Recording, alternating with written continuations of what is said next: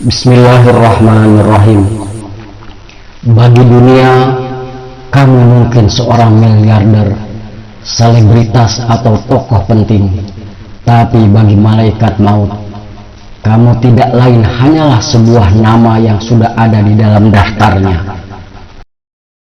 Mungkin hari ini kita masih di sini, tapi besok belum tentu. Maka jalanilah hidup ini dengan benar. Ya Allah, jadikanlah kalimat terakhir yang terucap dari bibirku adalah kalimat La ilaha illallah Muhammadur Rasulullah. Kematian bisa datang kapanpun, maka agar dapat meninggal dunia sebagai seorang muslim, kita juga harus selalu menjalani hidup setiap saat sebagai seorang muslim. Tidak ada waktu untuk nanti. Kuburan penuh dengan orang-orang yang dahulu berpikir bahwa mereka akan mengamalkan Islam saat mereka tua. Usia tua tidak dijanjikan kepada siapapun. Sebagian besar orang menganggap kematian masih jauh sekali.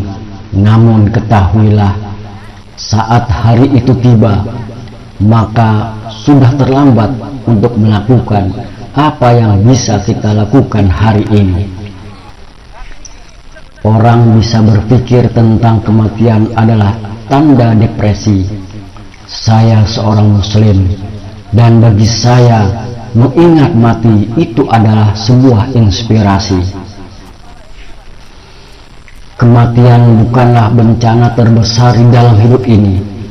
Bencana terbesar dalam hidup ini adalah ketika ketakutan kepada Allah sudah mati saat kita masih hidup.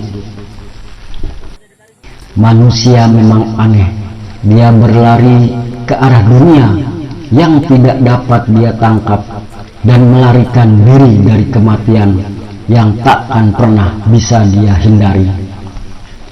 Hanya karena kamu masih muda dan sehat, bukan berarti kematian tidak akan datang kepadamu, karena kematian tidak memandang usia. Setiap jiwa pasti akan merasakan yang namanya kematian. Al-Imran ayat 185. Di mana saja kamu berada, kematian pasti akan menghampirimu, meski kamu berlindung di dalam sebuah benteng yang sangat tinggi dan kokoh. An-Nisa 78. Sesungguhnya kita semua adalah milik Allah, dan kepadanya lah kita semua pasti akan kembali. Al-Baqarah 156. Menyia-nyiakan waktu itu jauh lebih berbahaya daripada kematian, karena menyia-nyiakan waktu itu akan memutuskan seseorang dari Allah dan hari akhirat. Sementara kematian hanyalah memutuskan seseorang dan kehidupan dunia dan penghuninya.